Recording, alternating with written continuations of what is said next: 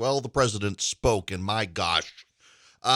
First of all, there are a couple of things you need to know. We are going to ban imported Russian oil, which is good. Majority of Americans say we need to do it. What you also need to know, I said this last week and I didn't tell Charlie to record it, and I wish I had because I was right. The president banning Russian oil immediately.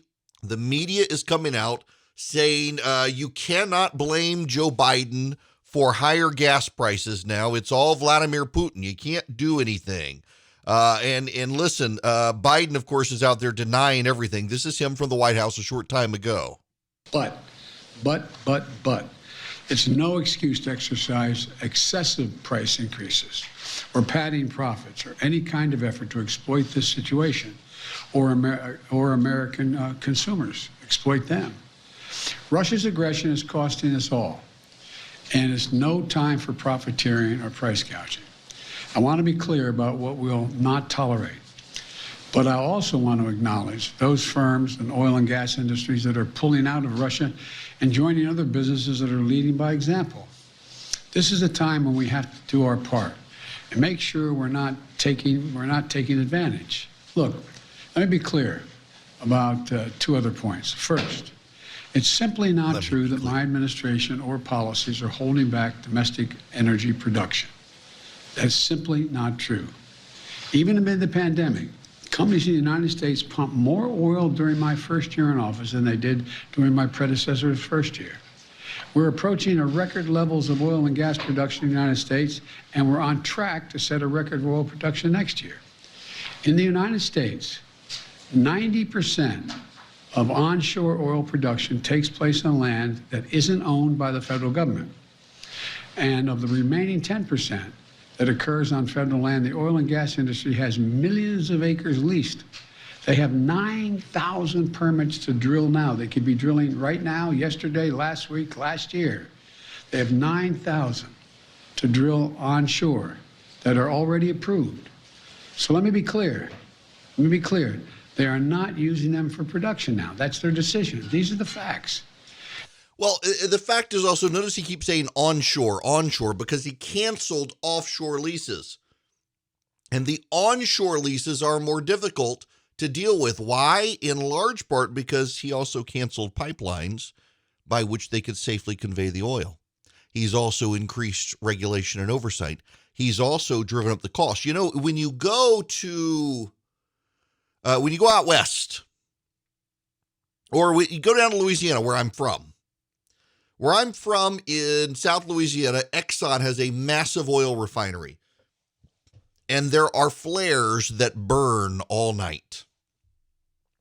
Go out west to an oil field and you will see flares burning off the methane. The Biden administration has decided to start prohibiting that. It's necessary. In order to now deal with the situation, they have to drive up costs, make changes, and it makes it cost prohibitive for the oil companies to do. Now that gas is this high, some of them are starting to think we're at the price point where it's no longer cost prohibitive to make those upgrades.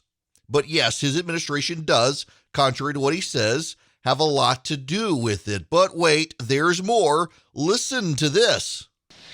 It should motivate us to accelerate the transition to clean energy.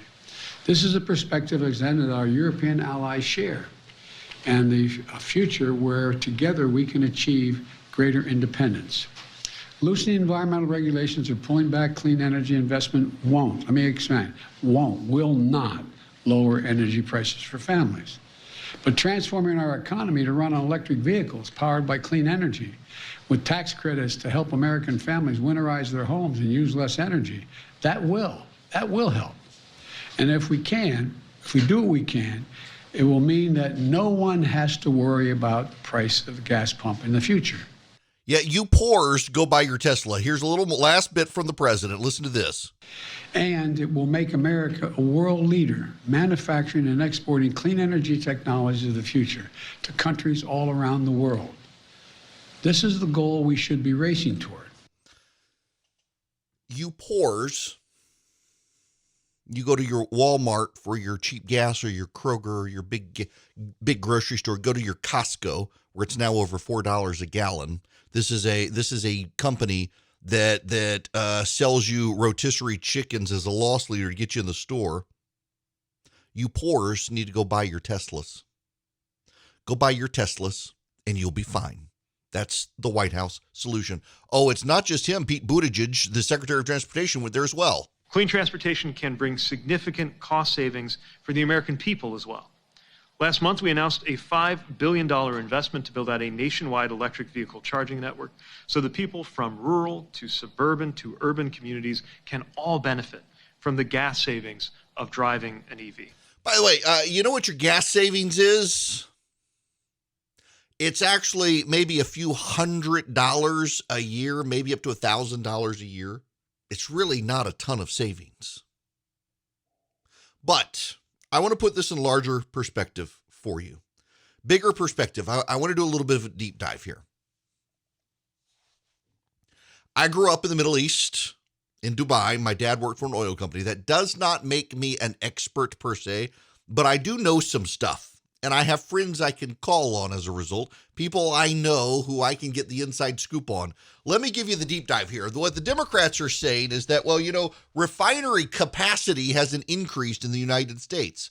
That is true. Refinery capacity has not increased in the United States. And they also tell you, well, we couldn't get it out of the ground tomorrow, so it's not going to benefit us immediately. And they also tell us that you got all these leases out there, 9,000 some odd leases that aren't being used. I want to deal with these. First of all, on the leases, it is true there are a lot of outstanding leases. The Biden administration has also canceled a lot. When you listen to the Biden administration very carefully, you will hear them make the distinction between onshore and offshore, and they don't like to talk about offshore. They canceled a lot of leases for drilling offshore. And onshore, they've made it more difficult to get the oil out of the ground, in addition to the environmental regulations that they've demanded be increased. So, for example, they don't want you to be able to burn the methane off. When you pump when you pump oil out of the ground, you get methane out and it's burned off. They don't want you to do that anymore. And it's major cost to trap the methane without burning it. It's very cheap to just burn it off. They don't want you to do that anymore. They also don't have an extensive pipeline supply because the Biden administration has been canceling pipelines. So you got to send it by train. And the trains environmentalists have been sabotaging. Yes, that's true. You don't hear a lot about it. But even last year, there was a sabotage in the Southwest of an oil train. And actually some civilians got killed in the process when they sabotaged the train. It's happened in the Northwest as well. So there are no pipelines. Environmentalists are sabotaging the train lines. It's less sound and less safe unless you want to put it in trucks. There are not enough trucks. There are supply chain issues there. But the one area that's the real lie here, and this is what you must understand, is to say that it would not benefit us immediately because it takes a while to get the oil out of the ground. Where is oil priced? Question. Where is oil priced? A futures market. Oil is priced in a futures market, not a present market. The all-time high for oil prior to now was in the summer of 2008. Oil hit $147.90. In fact, it was actually higher now. We're expected to get there. So that was your record, $147.90 in the summer of 2008. We're almost there right now. The Fed at the time was cutting rates, not hiking rates, not throwing us into recession. That was July 14th, 2008. The price of oil crashed the next day. The price of oil went down and stayed down, except for a blip. When the Lehman Brothers crash happened and the financial markets went into chaos? What caused the oil price, the day after record high, what caused it to plunge and stay down? George W. Bush, President of the United States, from the White House, announced that he would be lifting the federal ban on offshore drilling. Now, that day, Reuters declared it, quote, a largely symbolic move unlikely to have any short-term impact on high gasoline prices. Climate Progress, the left-wing activist site, literally said, quote, yes, and monkeys could fly out of my butt regarding Bush's statement on increasing production via offshore extraction. The Obama campaign pounced, quote, if offshore drilling would provide short-term relief at the pump or a long-term strategy for energy independence, it would be worthy of our consideration, regardless of the risks. But most experts, even within the Bush administration, concede it would do neither. The oil price after Bush's announcement, contrary to what Reuters said, what the Obama administration said, what the left-wing climate activists said, the oil price dropped. By the end of the week, it was down 12%. After a month, remember, it had started at $147 a barrel. 30 days after Bush's announcement, it was $30 a barrel. By Election Day, it was more than cut in half from the high. Why? Because markets are smarter than the critics, and oil is priced on a futures market, not a present market. The experts saw that by tapping our offshore oil reserves, the Bush administration would be supplying more oil into the markets. And yes, while refinery capacity may be tied up and tight, it allowed the oil to be exported overseas as well. This administration doesn't want you to know that history, and I got to tip my hat to Will Collier, who reminded me of it. The President of the United States says there's nothing we could do.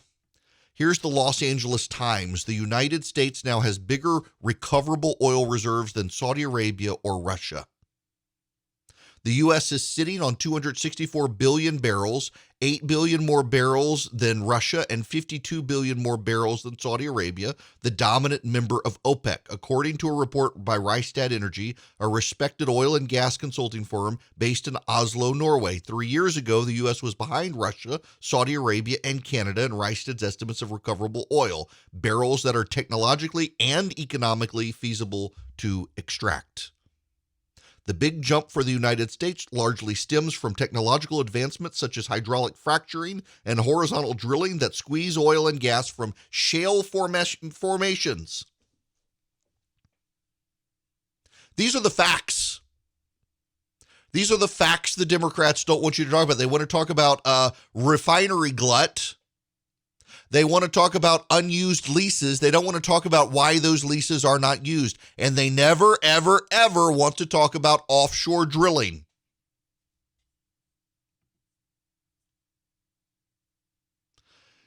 On July 14th, 2008, a barrel of West crude oil topped $147.90.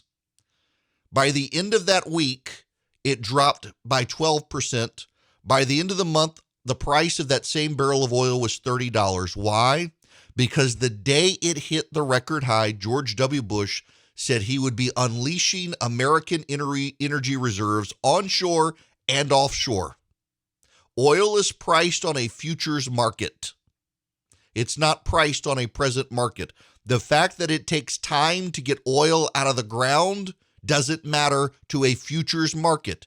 You unleash American energy reserves today, the price goes down tomorrow in anticipation of oil a year from now. That's the way the market works. It is a futures market. The Biden administration and the American media prefer you not to know these things. They prefer to keep you thinking there's nothing this administration can do. There is nothing this administration can do except George W. Bush proved them wrong in 2008. History shows it. They don't want you to know that history. They have no sense of history. Instead, they'll tell you poor people, go buy a Tesla. That'll be your solution. When in fact, we have larger oil reserves than Saudi Arabia or Russia. We should be using those reserves, but we can't because we are held hostage to an administration held hostage by the climate change zealots. Do you know who Joe Biden's chief of staff is? Ron Klain. Do you know who he used to work for? Mr. Inconvenient Truth himself, Al Gore.